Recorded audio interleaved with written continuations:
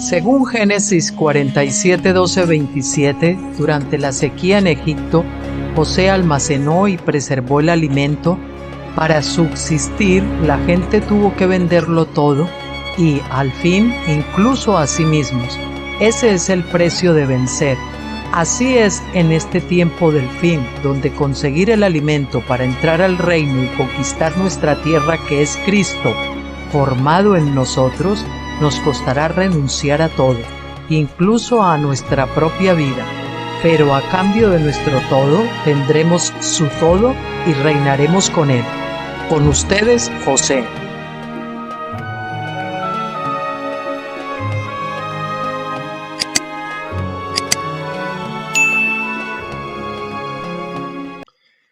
Buenas tardes, ¿cómo estamos? Espero que estemos todos bien. Le damos gracias a Dios que nos ha guardado hasta este fin de semana, porque mañana ya tenemos finde. Y bueno, pues hoy es día 15 del 11 del 2024 y en Baracaldo, Vizcaya, España, pues son ahora las 18:15 o 16 a punto de dar, ¿no? De la tarde.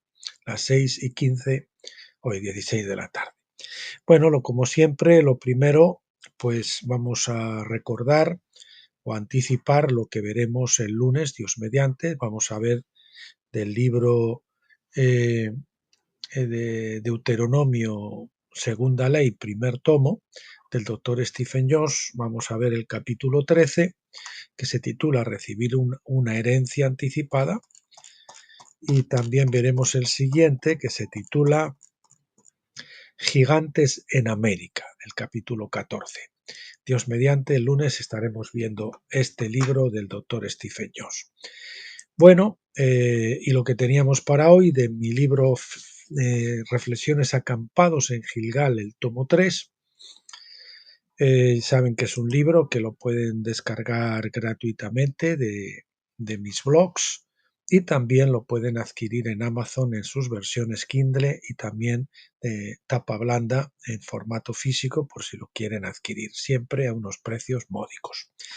Bueno, el artículo de hoy se titula No salir de la casa hasta que amanezca. Nos han enseñado en las iglesias, nos enseñaban que uno tenía que estar ya nada más que llegaba y recibía el bautismo del Espíritu Santo. Uno cuando recibía el bautismo del Espíritu Santo, la verdad, y estaba en la luna de miel, no hacía falta que lo animaran a uno, y vamos a ver que esa es una excepción, para mí, vamos, por mi experiencia. Pero al contrario, todos hay que salir, hay que evangelizar, hay que hacer, hay que hacer, y hay que hacer, y hay que hacer.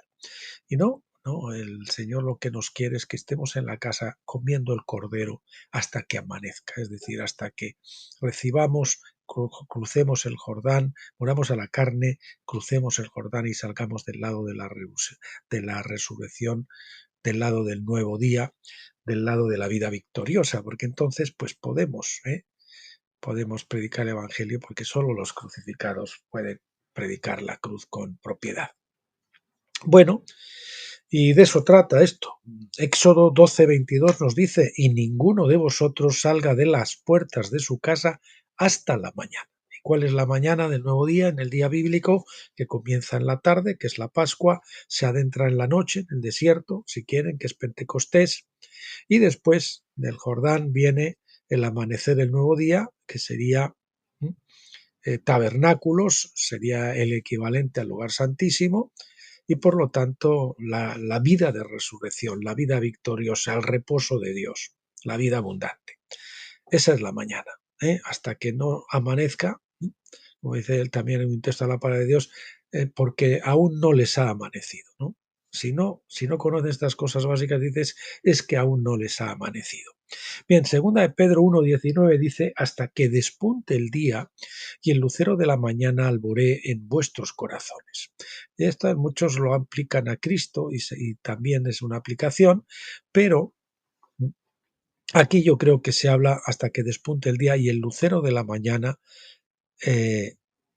alboree, es decir, la alborada del nuevo día. Cristo formado en nosotros la esperanza de gloria. Hijitos míos, por los que sufro dolores de parto hasta que Cristo sea formado en vosotros. Somos hijitos, pero estamos solamente con el engendramiento o con la gestación, Pascua o Pentecostés. Tenemos que llegar al alumbramiento, al nacimiento en tabernáculos, en la etapa de crecimiento de tabernáculos o de la filiación, y luego llegar hasta la plena madurez o la plena filiación. Ya saben, hasta que despunte el día y el lucero de la mañana alboree. Eso en nuestros corazones. Es Cristo formado en nosotros, que Él es el lucero de la mañana. Cuando el pueblo de Israel fue redimido mediante la aplicación de la sangre, no debía salir de la casa hasta la mañana, sabiendo que el día bíblico, es decir, nuestra salvación, comienza en la tarde, se adentra en la noche y avanza hasta la mañana y de allí al pleno mediodía. Podríamos decir que debemos permanecer en la casa hasta que cruzamos el Jordán, que representa la muerte, y la entrada a la vida en resurrección, que marca el amanecer o vida victoriosa. El amanecer o vida victoriosa. Aún allí deberemos acampar en Gilgal. Todavía no es ir a pelear, a guerrear, a esas cosas, hasta que nuestros corazones sean circuncidados, es decir, hasta el mediodía, hasta que la luz está en el meridiano, el sol está en lo más alto, en el sur, ¿verdad? Solo entonces estaremos en condiciones de poder ser enviados a conquistar la tierra.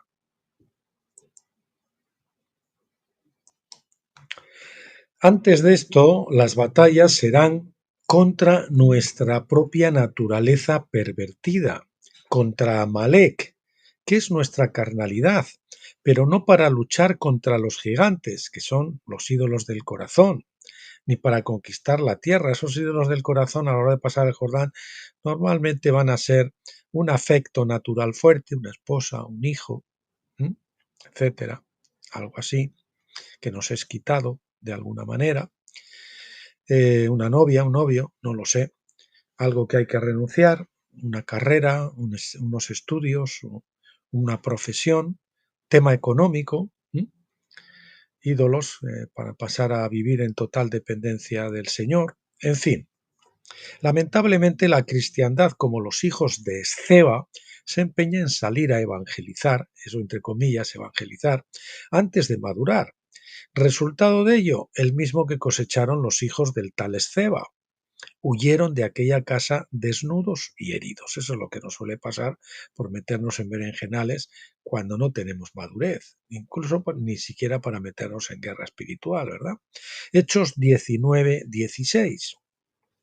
¿Desde cuándo se envía a los niños y adolescentes a las guerras? A nadie se le ocurriría eso, ¿verdad? Hacerlo no es de sentido común. Marta se sentaba a los pies del Señor porque tenía muchas cosas que hacer. Perdón, Marta nunca se sentaba a los pies del Señor porque tenía muchas cosas que hacer. Marta, Marta. Al igual que ella, la inmensa mayoría se pasa tanto tiempo fracasando que no tiene tiempo para triunfar. Estoy hablando en términos espirituales, aunque lo pueden aplicar también en términos materiales, porque uno pues, se pasa trabajando quizás en trabajos que no le van a dar a uno pues la holgura económica o incluso la independencia económica si es lo que está buscando, ¿no? Y entonces como están todo el día fracasando en esos medio trabajos o medias profesiones o lo que se les pueda llamar, pues resulta que no tienen tiempo para tener éxito, ¿no? Al igual que ella, que Marta, la inmensa mayoría se pasa, repetimos, tanto tiempo fracasando que no tienen tiempo para triunfar. Lo anecdótico, superficial o urgente absorbe todo su tiempo en detrimento de lo importante y lo que es mucho peor, de lo trascendental. El adagio chino dice que el camino más largo del mundo comienza con el primer paso, así de sencillo. El camino más largo del mundo comienza con el primer paso. Creo que la única excepción a esto es cuando, tras recibir el bautismo del Espíritu Santo, estamos tan entusiasmados que espontáneamente el Señor nos usa, o cuando alguien nos demanda razón de la esperanza que hay en nosotros, primera de Pedro 3:15, ¿no?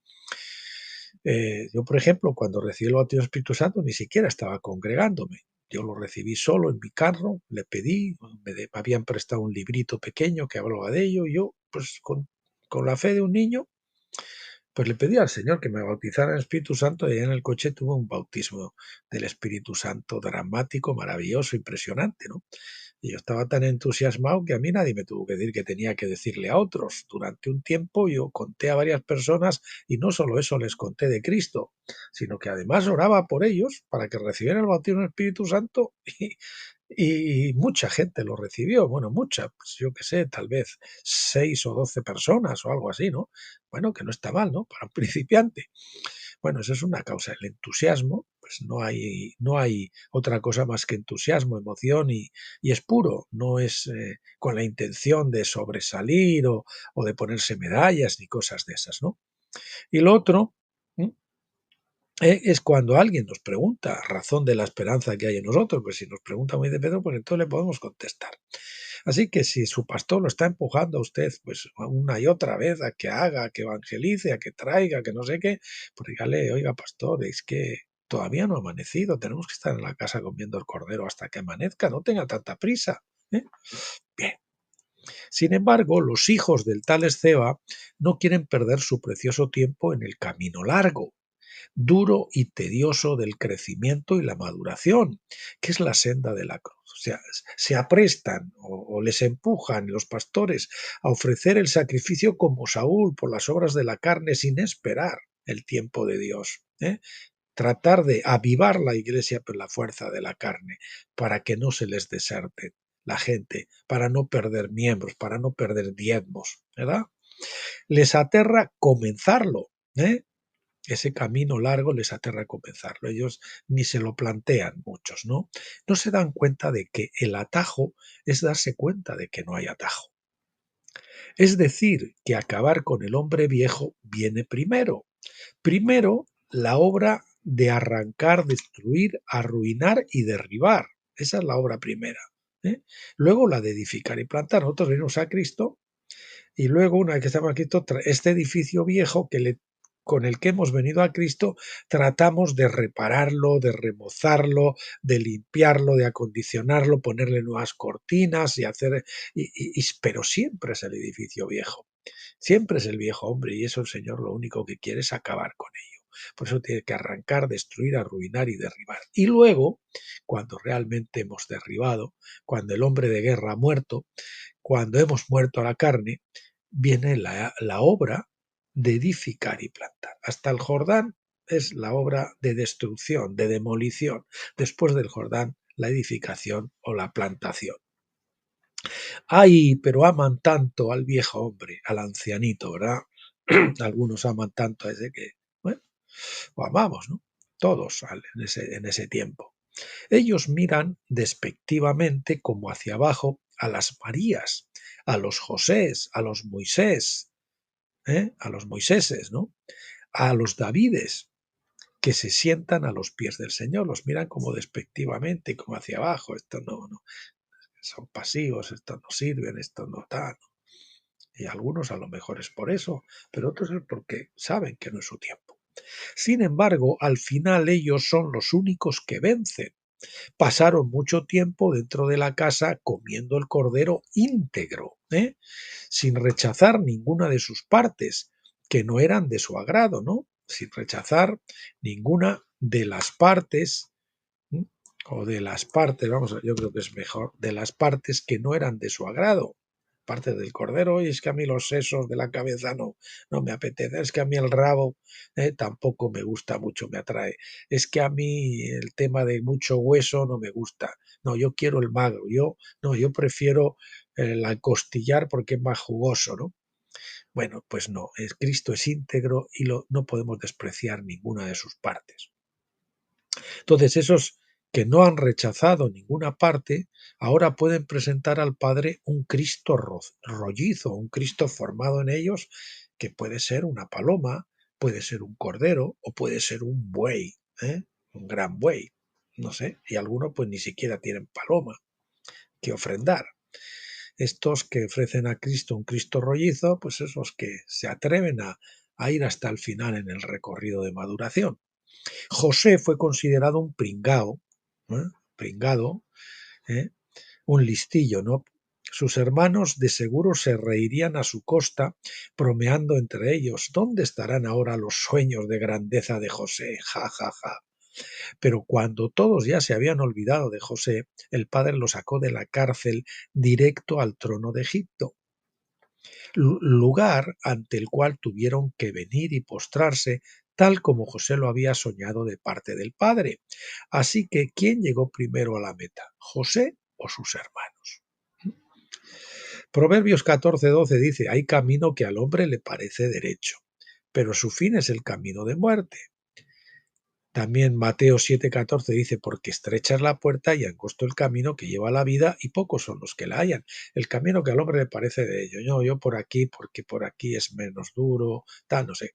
Pero ese no es el camino, su fin es camino de muerte. ¿Se acuerdan de la película El Peregrino, Leo el Peregrino? Aquel que caminaba en paralelo a Peregrino, pero del otro lado de la valla, ¿no? Por un camino que al principio parecía que iba paralelo, ¿no? Pero resulta que aquel luego le llevaba a un barranco y al final pues se separó. El único que tuvo éxito fue el que iba por el buen camino, por el camino correcto, no por el que le parecía el más fácil, ¿no?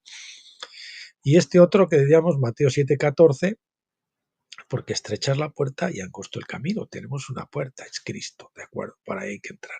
Pero luego hay un camino angosto, hay un túnel que pasar, que lleva a la vida, y pocos son los que la hallan. Entonces, algunos incluso se han atrevido no solo a pasar por la puerta, a entrar a ese túnel, a ese camino angosto, pero se quedan ahí a la mitad del túnel, a la mitad del camino angosto, y luego yo creo que son masoquistas más bien, o ascetistas, ¿no? Porque se creen que son muy santos porque le están sufriendo y sufriendo y sufriendo y pasando las canutas ahí, es porque no avanzan y nunca salen, se han parado en el desierto y como les da miedo continuar para adelante, se han anclado ahí, han tratado a construir algo en medio del túnel, en medio del desierto. Eso no funciona, eso no va.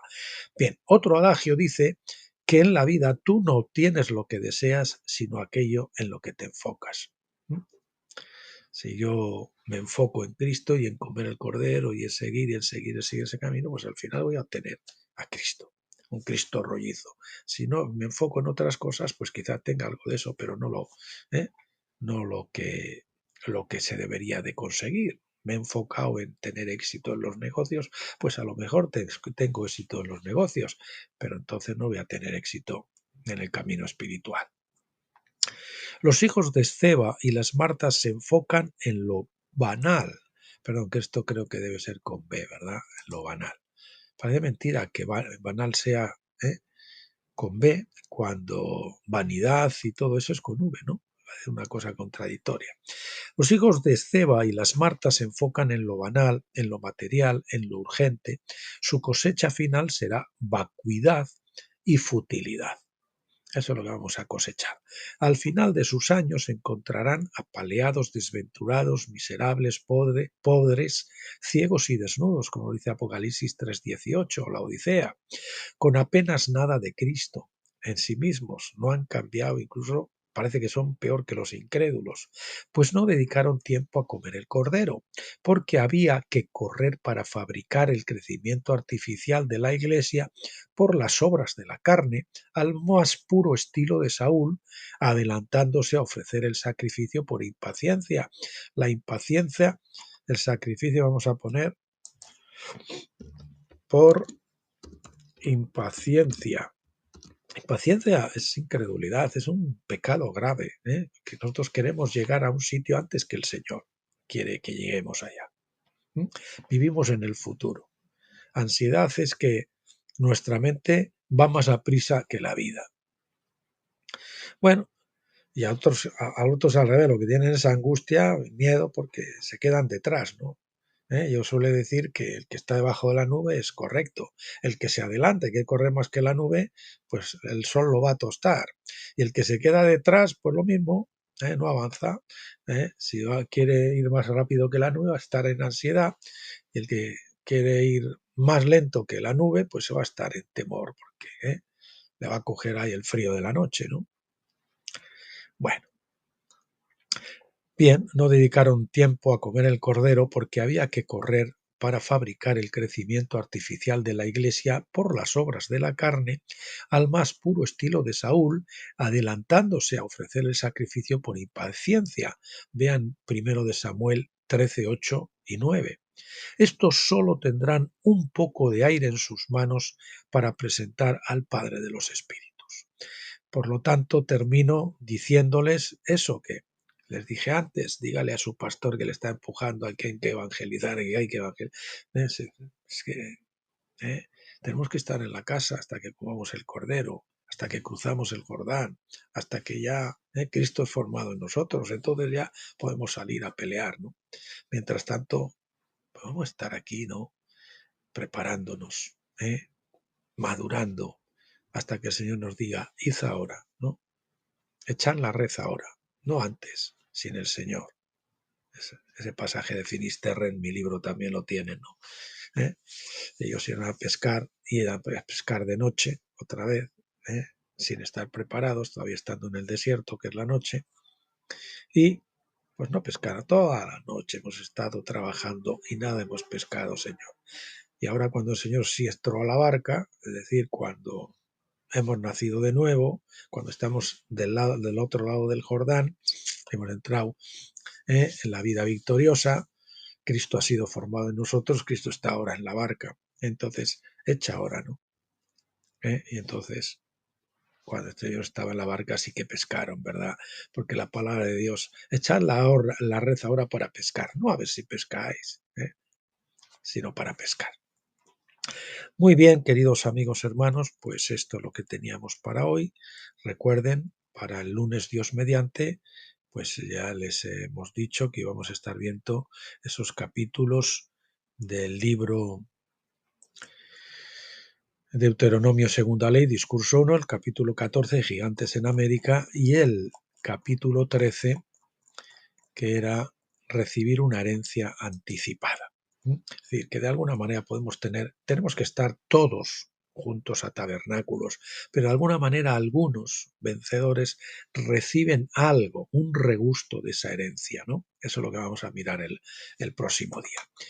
Y bueno, el próximo capítulo que veremos aquí en este libro, cuando nos toque, pues será: me dijeron del sufrimiento y contesté. Ese será el artículo que veremos el próximo día. Fue mi respuesta a una mujer que estaba sufriendo y que necesitaba una palabra de consolación. Y eso es lo que yo le contesté, eso es lo que vamos a ver. Bueno, mis queridos amigos y hermanos, lo dicho, gracias por acompañarme hasta aquí. Oro al Señor para que les conceda un fin de semana productivo, lleno de paz, lleno de gozo, donde sean renovados en espíritu, alma y cuerpo, para que regresen el lunes fresquitos como lechugas, a recibir más de esta luz maravillosa de tabernáculos, que es más nítida, más profunda que la maravillosa luz, sí, maravillosa, pero escasa luz de la menorá, que no es perfecta. Hay un velo que separa el lugar santo del lugar santísimo. Recuerde, si usted está en Pentecostés, si usted está en el desierto, si usted está en la noche, si usted está todavía en el lugar santo, no ve claramente, ve como con un espejo turbiamente, esos espejos que había antes que eran como de metal y que uno se reflejaba pues malamente, o como cuando se miraba en el agua, ¿no? Entonces necesitamos esa luz perfecta, cuando el velo se rasga y cruzamos del otro lado. Bueno, pues hasta entonces, pásenlo bien.